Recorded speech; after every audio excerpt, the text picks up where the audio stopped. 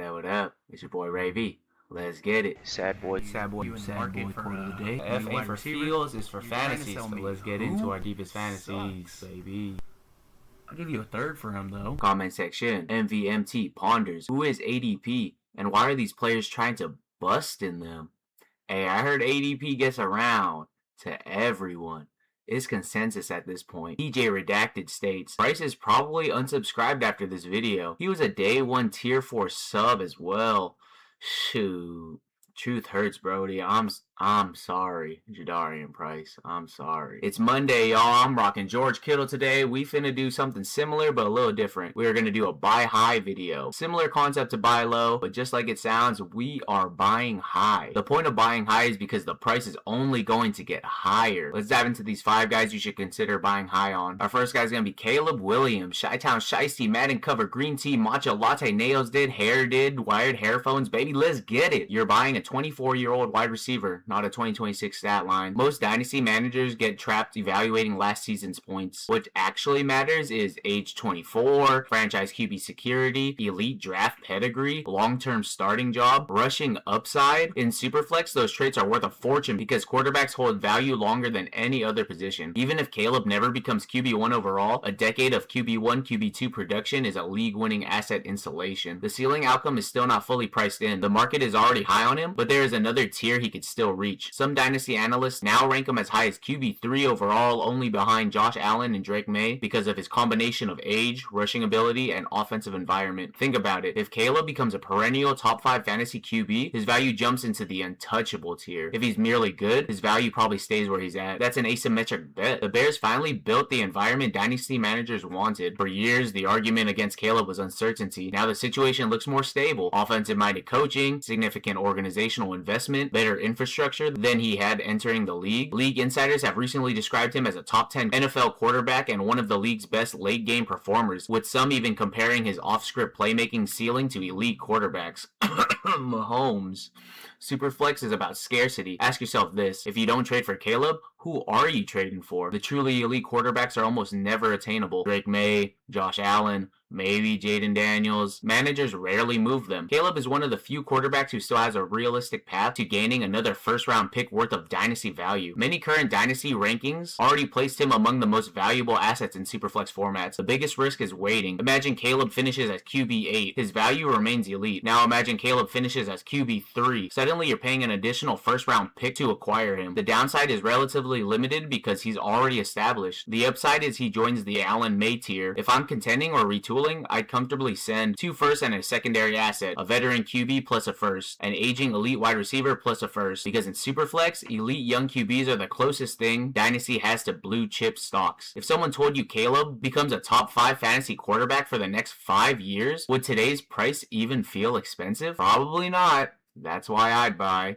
Me, personally, would buy. Next guy is Luther Burden. The Bears. Maybe my Chicago roots are being exposed, but with Burden, you're not buying production. You're buying the breakout before it happens. The mistake dynasty managers make is waiting for the wide receiver 1 season. Once it happens, the price becomes ridiculous. Right now, Burden is expensive because people expect a breakout, but if the breakout actually happens, he's suddenly valued like a foundational dynasty wide receiver. That's exactly what happened to players like Jackson Smith-Njigba and Amon-Ra St. Brown after their value explosions. His efficiency numbers were absurd. Burden wasn't just good as a rookie, he was historically efficient. He posted elite yards per route run numbers and joined an extremely small group of rookie receivers that include names like Justin Jefferson, AJ Brown, and Odell Beckham Jr. and certain efficiency benchmarks. When rookie wide receivers earn targets and produce at that level, year 2 breakouts happen a lot. The opportunity spike is already here. Last year, Burden wasn't the focal point. Now he might be due to the departure of veteran targets and the opening of a much larger role in the offense. Burden finished his rookie season strong and now enters 2026 with a realistic path to leading the team in receiving production. He's in that dynasty sweet spot. Talented player, proven efficiency, expanded opportunity, ascending offense. Caleb Williams and Burden are connected bets. If you like the Caleb argument, this is the same thesis. If Caleb Williams becomes an elite fantasy QB, somebody is going to have to catch those passes. Burden is one of the likely candidates to become Caleb's primary fantasy weapon over the next several seasons. The offensive environment and coaching system are reasons Burden's ceiling is much higher than his current price. The age curve is your friend. Burden is still incredibly young. Most dynasty managers act like a player's value is based on last season. In reality, 22-year-old ascending wide receiver means his value could still explode, while a 28-year-old wide receiver coming off a wide receiver one season equals value often declines. I'd rather own the young player whose value might jump up 2 tiers rather than the veteran whose value is already maxed out. What would make you regret not buying? Imagine it's January 2027. Burden posts 95 catches, 1,200 yards, 9 touchdowns. Now he's viewed as a top 10 dynasty wide receiver. Nobody is selling him for what he costs today. That's why I like buying him now. The downside is probably solid wide receiver 2. The upside is core dynasty asset. I would send a first for him, as high as the 104 for him this year. A positional swap like a Kenneth Walker type running back, 2027 first, and just don't let it be early. If I told you today that Burden finishes 2026 as a top 12 fantasy wide receiver, would his current dynasty price seem expensive? Probably not.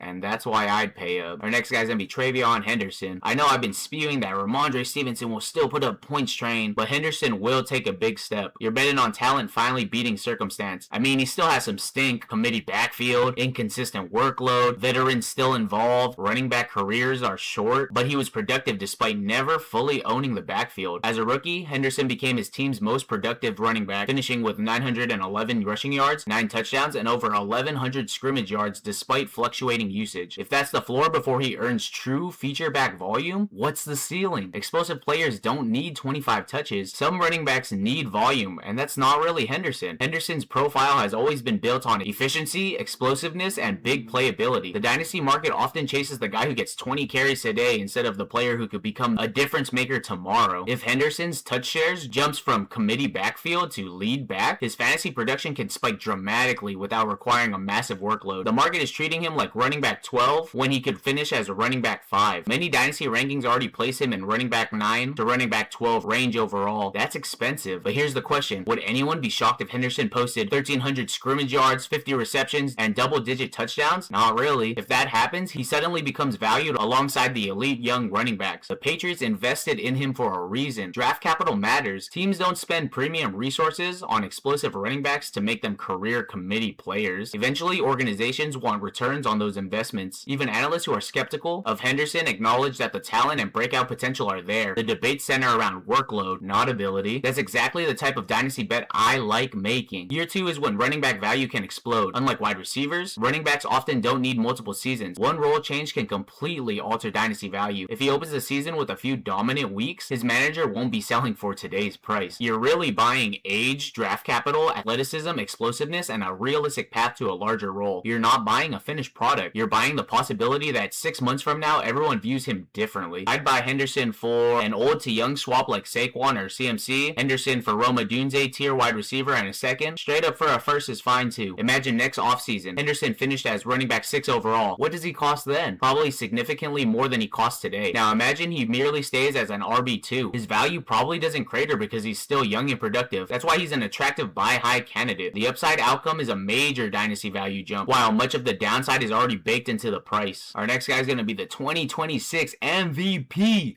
Tyler Shough. You're buying the cheapest starting quarterback who can still double in value. In Superflex, quarterback value isn't linear. The difference between might be a starter and is a starter is enormous. Shough is no longer a developmental stash. He finished 2025 as the starter and enters 2026 as the expected QB1 for his team. He's a breakout dynasty target because starting quarterback almost always gain value in Superflex formats. The market still doesn't believe. This is what makes him interesting. If Shough were a former first-round pick entering year 2 after posting multiple QB1 weeks, dynasty managers would be valuing him much higher. Instead, his dynasty value remains outside the top tier of quarterbacks and even outside the top 80 overall assets in some rankings. The market is still pricing in failure. You're betting that failure doesn't happen. He's already showed fantasy upside. One of the easiest mistakes in dynasty is ignoring what a player already demonstrated. After becoming the full-time starter, Shough posted 6 quarterback 1 finishes and averaged 18.6 fantasy points per game over a large stretch of the season. That's not theoretical upside. That's actual fantasy production. The question isn't,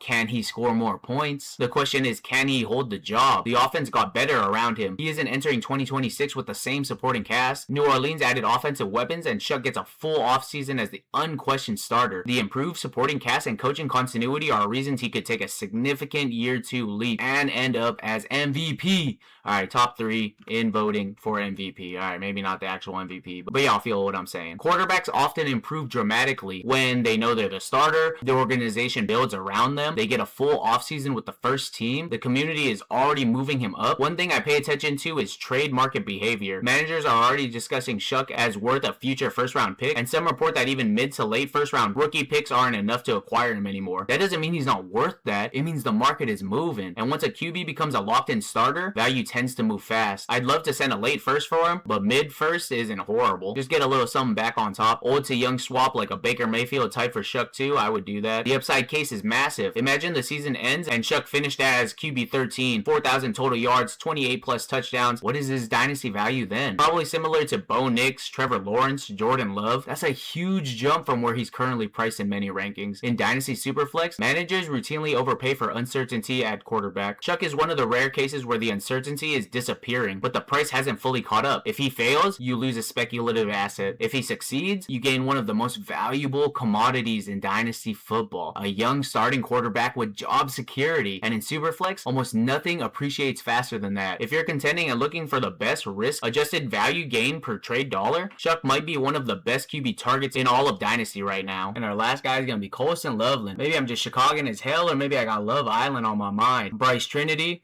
and Zach and Kata are my favorites right now. I used to like Anaya, but she's high-key just a yes woman, and Casey Koo, but he's definitely scared to explore. But with Loveland, you're buying the next wave of elite tight end. Dynasty managers are still adjusting to the new reality. Tight ends don't always take 3 to 4 years anymore. The elite ones just produce. We've seen Sam Laporta break out, Brock Bowers become a superstar immediately, Trey McBride become a league-winning asset. Loveland looks like the next guy in that group. Multiple Dynasty analysts already rank him as the tight end 3 overall in Dynasty at just 22 years old. He already did the hardest part. The biggest hurdle for rookie tight ends is proving that they can earn targets against NFL competition. Loveland already cleared that hurdle. His rookie season produced 58 receptions, 713 yards, and 6 touchdowns while becoming the first rookie tight end to lead the Bears in receiving yards since the 60s. That's not projection. That's production, baby. Now you're betting on growth rather than hoping for competence. The Caleb Williams connection matters. If you believe in Caleb Williams, you should probably believe in Loveland. You should believe in Loveland. Elite fantasy tight ends are often attached to elite quarterbacks. Patrick Mahomes and Travis Kelce, Tom Brady and Rob Gronkowski. If Caleb ascends into the elite QB tier, Loveland becomes one of the biggest beneficiaries. Ben Johnson's offense is perfect for him. Loveland wasn't drafted into a random situation. He landed in an offense that utilizes tight ends and multiple tight end formations. Analysts and Chicago beat writers expect tight ends to remain a major part of the scheme going forward. When talent and scheme align, dynasty value explodes.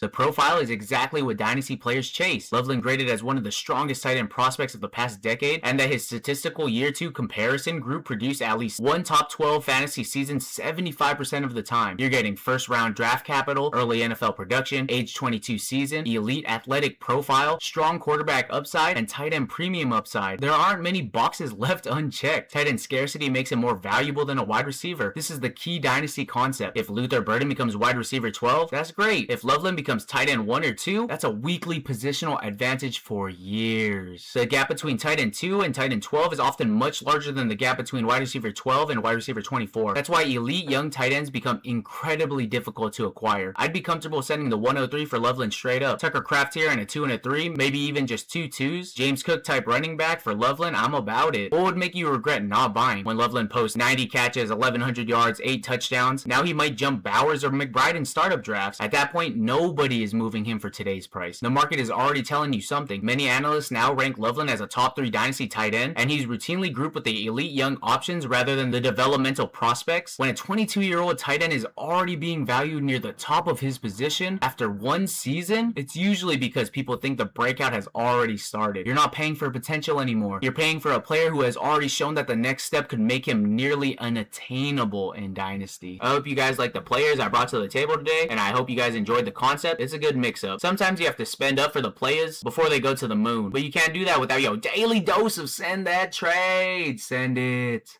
Send it. That's it for today, though. Don't forget to like, comment, and subscribe. And remember, rebuilds fade, dynasties reign. Call me a lover boy, simp, Libra. It's more than lovesick. I got a fever. Feelings overloading. Not to be a diva. Standing 10 toes down. I'm not gonna leave you.